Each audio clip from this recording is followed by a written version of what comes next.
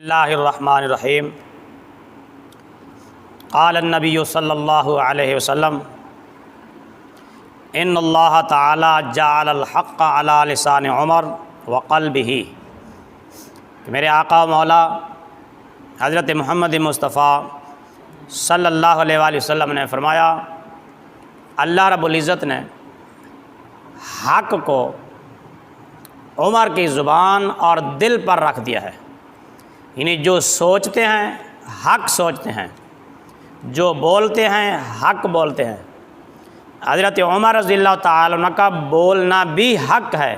اور ان کا سوچنا بھی حق ہے۔ فرمایا کہ لو کان بعدی نبی لکان عمر بن الخطاب، اگر میرے بعد کوئی نبی ہوتا تو وہ عمر بن خطاب رضی اللہ تعالیٰ عنہ ہوتے۔ نبی پاک صلی اللہ علیہ وآلہ وسلم نے فرمایا، میں جنت میں گیا، خواب میں نے اپنا آپ کو جنت میں پایا، میں نے وہاں ایک محل دیکھا،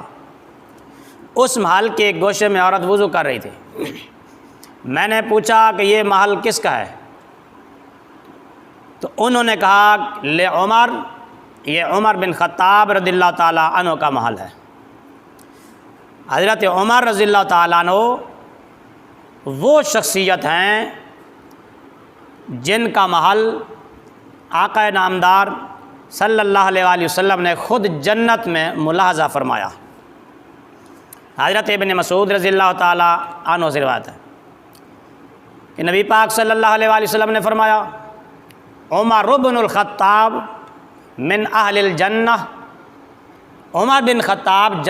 جنتیوں میں سے ہیں۔ ایک اور موقع پر آپ صلی اللہ علیہ وسلم نے حضرت عمر رضی اللہ تعالیٰ عنہ سے فرمایا،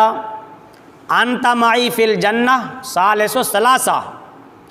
کہ تم میرے ساتھ جنت میں ہوگے تین کے تیسرے، ایک میں، عمر بن خطاب اور تم۔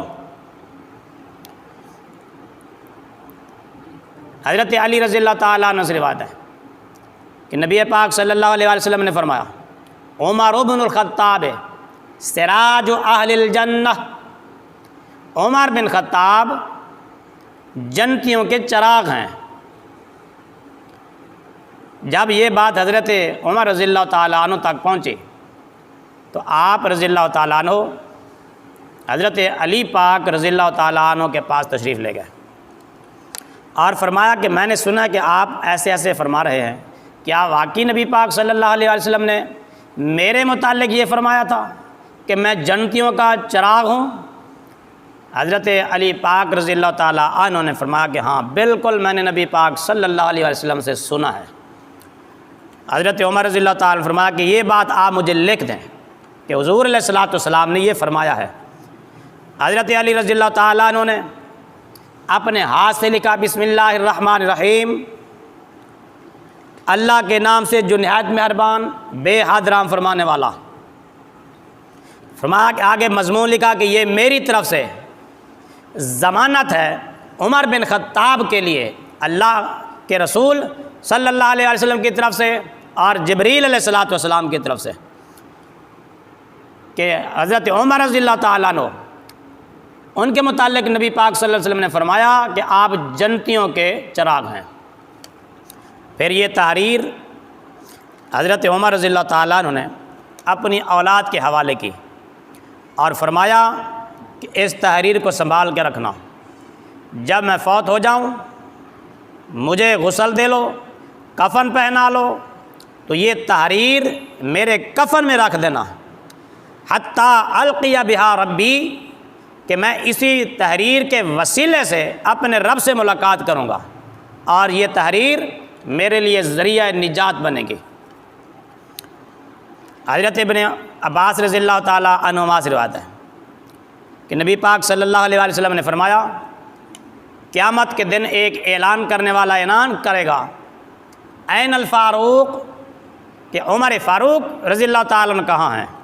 پھر آپ کو لایا جائے گا، حاضر کیا جائے گا، اللہ رب العزت آپ کو خوش آمدید فرمائے گا اور فرمائے گا، یا ابا حفص، اے ابو حفص، یہ آپ کی کنیت ہے، یہ آپ کا صحیفہ ہے، آپ اس کو پڑھیں یا نہ پڑھیں، میں نے آپ کی بخشش فرما دی ہے۔ پھر اسلام کہے گا یا رب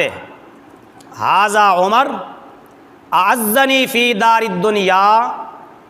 اے میرے رب یہ عمر بن خطاب ہیں، انہوں نے دنیا میں مجھے عزت بخشی، فاعزہ فی عرصات القیامہ، تو بھی میدان قیامت میں نہیں عزت اور شرف عطا فرما۔ پھر حضرت عمر رضی اللہ تعالیٰ عنہ کو ایک نورانی اونٹنی پر سوار کیا جائے گا، اور آپ کو 2 جوڑے، 2 حلے، 2 پوشاکیں پہنائی جائیں گی۔ ایک پوشاک اتنی ہوگی کہ اگر اس کو پھیلا دیا جائے ساری مخلوق کو کافی ہو جائے۔ پھر میدان محشر میں اعلان کیا جائے گا، اے محشر والو ھذا عمر فاعرفوہ، یہ ہیں عمر بن خطاب جنہوں نے دنیا کے اندر اسلام کو، دین کو عزت بخشی، آج ان کو پہچان لو۔ حضرت انس رضی اللہ تعالیٰ عنہ فرماتے ہیں کہ نبی پاک صلی اللہ علیہ وآلہ وسلم نے فرمایا، من احب عمر امر قلبہ بالایمان، جس نے عمر پاک رضی اللہ تعالیٰ عنہ سے محبت کی اس کا دل ایمان سے آباد ہو جائے گا۔ ایک موقع پر حضرت عمر رضی اللہ تعالیٰ عنہ نے نبی کریم رؤوف الرحیم صلی اللہ علیہ وآلہ وسلم سے عمرہ کی اجازت چاہی، تو آپ صلی اللہ علیہ وآلہ وسلم نے عمرے کی اجازت عطا فرمائی، اور ساتھ ہی یہ بھی فرمایا کہ یا اخی لا تنسنا من دعائک، اے میرے اسلامی بھائی ہمیں اپنی دعاؤں میں بھول نہ جانا، عمرے میں جانا تو ہمیں بھی اپنی دعاؤں میں یاد رکھنا۔ یا یوں فرمایا کہ یا اخی اشرکنا فی دعائک، اے میرے اسلامی بھائی، اے میرے اخی فی الاسلام، اپنی دعاؤں میں ہمیں بھی شریک رکھنا۔ حضرت عمر رضی اللہ تعالیٰ عنہ کی ذات وہ ذات ہے، آپ کی شخصیت وہ شخصیت ہے کہ جن کو خود نبی پاک صلی اللہ علیہ وآلہ وسلم فرما رہے ہیں کہ جب تم عمرہ کرنے کے لیے جاؤ تو اپنی دعاؤں میں ہمیں بھی یاد رکھنا۔ حضرت عمر رضی اللہ تعالیٰ عنہ کے زمانہ اقدس میں قحط پڑ گیا، ایک شخص روضہ رسول پر حاضر ہوا اور بارش کی درخواست کی، تو نبی پاک صلی اللہ علیہ وآلہ وسلم نے اس شخص کو خواب میں فرمایا کہ عمر بن خطاب کے پاس جاؤ اور ان سے کہو ان یستسقی للناس فانہم یستسقون، کہ عمر پاک لوگوں کے لیے بارش کی دعا مانگے، اللہ رب العزت انہیں بارش عطا فرما دے گا۔ حضرت علی المرتضیٰ شیر خدا رضی اللہ تعالیٰ عنہ فرماتے ہیں کہ نبی پاک صلی اللہ علیہ وآلہ وسلم نے فرمایا اتقوا غضب عمر فإن اللہ یغضب لغضبہ، عمر پاک کی ناراضگی سے بچو کہ حضرت عمر رضی اللہ تعالیٰ عنہ کی ناراضگی کی وجہ سے اللہ رب العزت بھی ناراض ہو جاتا ہے۔ حضرت عمر رضی اللہ تعالیٰ عنہ کا مقام، عزت، شرف بہت بلند و بالا ہے۔ حضرت عمر رضی اللہ تعالیٰ عنہ کی وہ شخصیت ہے کہ جس راستے پر آپ ہوتے تھے شیطان بھی وہ راستہ چھوڑ کر بھاگ جاتا تھا۔ صحیح بخاری شریف میں حدیث پاک کہ نبی پاک صلی اللہ علیہ وآلہ وسلم نے فرمایا یا ابن الخطاب والذی نفسی بیدہ ما لقیک الشیطان سلکا فجن قط الا سلک فجن غیر فجک، اے عمر اس ذات کی قسم جس کے قبضہ و قدرت میں میری جان ہے، جس راستے پر تم ہوتے ہو شیطان وہ راستہ ہی بدل کر بھاگ جاتا ہے۔ یہ حضرت عمر رضی اللہ تعالیٰ کا رعب، جلال اور دبدبہ تھا کہ شیطان کو بھی آپ کے سامنے آنے کی تاب نہ ہوتی تھی۔ حضرت عمر رضی اللہ تعالیٰ عنہ وہ شخصیت ہیں جن کو خود آقا نامدار حضرت محمد مصطفیٰ صلی اللہ علیہ وآلہ وسلم نے رب سے مانگا ہے۔ آپ نے دعا مانگی اللہم اید الاسلام بعمر، اے اللہ اسلام کی عمر بن خطاب کے ذریعے تائید فرما، مدد فرما، اسلام کو قوت عطا فرما۔ حضرت عمر رضی اللہ تعالیٰ عنہ جب اسلام لائے پھر علی الاعلان مسجد کے اندر نماز پڑھی گئی، یہاں نماز سے وہ نماز پنجگانہ فرضی مراد نہیں ہے، کیونکہ وہ تو ہجرت کے، وہ تو معراج کے موقع پر فرض ہوئی۔ حضرت عمر رضی اللہ تعالیٰ تو پہلے ایمان لا چکے، تو اس نماز سے مراد وہ نماز ہے جو نبی پاک صلی اللہ علیہ وآلہ وسلم اپنے الہام سے لوگوں کو پڑھاتے اور خود بھی پڑھتے، جس طرح کہ احادیث مبارکہ میں آتا ہے کہ آپ صلی اللہ علیہ وآلہ وسلم نزول وحی سے بھی پہلے غار حرا میں جا کر اللہ کی عبادت کرتے تھے اور کھڑے کھڑے بہت دیر تک قیام فرماتے، اور جب پہلی وحی نازل ہوئی، حالانکہ اس وقت نمازوں کی کوئی فرضیت نہیں ہوئی تھی، اس وقت بھی آپ اللہ کی عبادت کرتے تھے، تو یہاں نماز سے مراد وہی عبادت ہے۔ جب حضرت عمر رضی اللہ تعالیٰ عنہ اسلام لائے تو آسمان کے فرشتوں نے بھی نبی پاک صلی اللہ علیہ وآلہ وسلم کو مبارکبادیں پیش کیں، جیسے کہ ابن ماجہ شریف کی حدیث پاک ہے، لما اسلم عمر نازل جبریل علیہ السلام فقال یا محمد صلی اللہ علیہ وسلم لقد استبشر اہل السماء باسلام عمر، کہ اے محمد صلی اللہ علیہ وسلم مبارک ہو آپ کو عمر بن خطاب کے ایمان لانے پر۔ یہ وہ شخصیت ہے جن کے ایمان لانے پر اہل آسمان نے بھی خوشیوں کا اظہار کیا اور مبارکبادیں پیش کی۔ حضرت عمر رضی اللہ تعالیٰ عنہ کی نگاہ کیا تھی، آپ کی نظر مبارک کیا تھی؟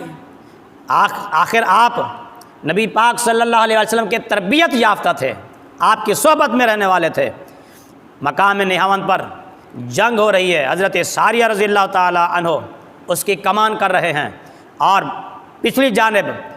دشمن حملہ آور ہونا چاہتا ہے۔ حضرت عمر رضی اللہ تعالیٰ عنہ مسجد نبوی شریف میں جمعے کا خطبہ ارشاد فرما رہے ہیں۔ دوران خطبہ آپ فرماتے یا ساریہ تو الجبل، اے ساریہ پہاڑ کی طرف متوجہ ہو کہ دشمن ادھر سے تم پر حملہ کرنا چاہتا ہے۔ سامعین حاضرین نماز جمعہ میں جو موجود تھے لوگ حیران ہوئے کہ نماز جمعہ کے خطبہ کے اندر یا ساریہ تو الجبل کا کیا تعلق؟ پھر جب کچھ دنوں کے بعد قاصد خوشخبری لے کر آیا جنگ کی فتح کی، تو حضرت ساریہ رضی اللہ تعالیٰ عنہ نے جب وہ روایات سنائی تو فرمانے لگے کہ ہم مغلوب ہونے ہی والے تھے، عین جمعہ کے وقت ہمیں ایک آواز سنائی دی جس نے کہا یا ساریہ تو الجبل، اے ساریہ پہاڑ کی طرف متوجہ ہو، دشمن ادھر سے تم پر حملہ آور ہونا چاہتا ہے۔ تو جب ہم ادھر سے متوجہ ہوئے، دشمن کا حملہ ہم نے پسپا کر دیا، ہمیں فتح نصیب ہو گئی، اور وہی آواز تھی جو حضرت عمر رضی اللہ تعالیٰ عنہ نے حضرت ساریہ رضی اللہ تعالیٰ عنہ کو وہ آواز دی تھی۔ تو یہ آپ کی نگاہ ہے، آپ ہیں مدینہ شریف میں، مسجد نبوی شریف میں، لیکن آپ کی نگاہ مدینہ شریف کے لوگوں پر بھی ہے، اور سینکڑوں میل دور اللہ کی راہ میں جہاد کرنے والے صحابہ کرام پر بھی ہے۔ تو آپ کی نظر ان لوگوں پر بھی ہے، آپ کی نظر ان لوگوں پر بھی ہے، وہ بھی آپ کی نظروں سے اوجھل نہیں ہے، یہ بھی آپ کی نظروں سے پوشیدہ نہیں ہے۔ یہ تو حضرت عمر رضی اللہ تعالیٰ عنہ کی نگاہ کا مقام ہے، یہ تو آپ کی نظر کا مقام ہے، تو پھر نبی پاک صلی اللہ علیہ وآلہ وسلم کی نظر کا کیا مقام ہوگا؟ حضرت عمر بن عاص رضی اللہ تعالیٰ عنہ کے دور میں جب مصر فتح ہوا تو مصر کا دریائے نیل ایک بےہودہ رسم ادا کیے بغیر چلتا نہیں تھا، خشک ہو جاتا تھا۔ جب تک اس میں ایک لڑکی کو قتل کر کے نہ بہایا جاتا اور اس میں نہ ڈالا جاتا، اس وقت تک وہ بہتا نہیں تھا۔ لوگوں نے حضرت عمر بن عاص رضی اللہ تعالیٰ عنہ کو شکایت کی کہ یہ معاملہ ایسے ایسے ہے، تو حضرت عمر رضی اللہ تعالیٰ عنہ نے حضرت عمر رضی اللہ تعالیٰ عنہ کو خط لکھا اور اس پوری تفصیل لکھی اس میں کہ یہاں ایک ایسی کبھی رسم ہے، جب تک اس کو ادا نہ کیا جائے تو دریائے نیل نہیں بہتا۔ حضرت عمر رضی اللہ تعالیٰ کے پاس جب وہ خط پہنچا، آپ نے خط پڑھا، مضمون دیکھا، تو آپ نے اس دریا کے نام خط لکھا، جس کو علامہ جلال الدین سیوطی علیہ الرحمہ نے تاریخ الخلفاء کے اندر نقل فرمایا۔ حضرت عمر رضی اللہ تعالیٰ نے خط کے متن جو لکھا خط کا وہ یہ تھا، فَإِن كُنْتَ تَجْرِي مِن قِبَلِكَ فَلَا تَجْرِ، کہ اے دریا اگر تو اپنی مرضی سے بہتا ہے تو تیرے بہنے کی ہمیں کوئی ضرورت نہیں، اور اگر تمہیں اللہ تعالیٰ جاری کرتا ہے فاسأل اللہ الواحد القہار، پھر میں اللہ واحد قہار سے دعا کرتا ہوں ان یدریہ کا، کہ اللہ تمہیں جاری کر دے، بہا دے۔ اور فرمایا کہ یہ خط میرا دریائے نیل کو پہنچا دو۔ دریائے نیل کو وہ خط پہنچنا تھا، اس کے بعد پھر دریا کو کبھی ہمت نہ ہوئی کہ وہ دریا خشک ہو جائے۔ آپ کی حکومت صرف انسانوں پر ہی نہیں تھی بلکہ پرندوں پر بھی تھی، حیوانوں پر بھی تھی۔ آپ کا حکم اور آپ کے حکم کی تعمیل دریا بھی کرتے تھے۔ یہ آپ کا رعب اور دبدبہ اور آپ کی ہیبت تھی کہ ہزاروں میل دور دشمن بھی آپ کا نام سن کر کانپنے لگتے تھے۔ حضرت عمر رضی اللہ تعالیٰ عنہ، آپ کا نام اسلام لانے سے پہلے بھی عمر تھا، اسلام لانے کے بعد بھی عمر ہی رہا، اور آپ کی کنیت ابو حفص ہے۔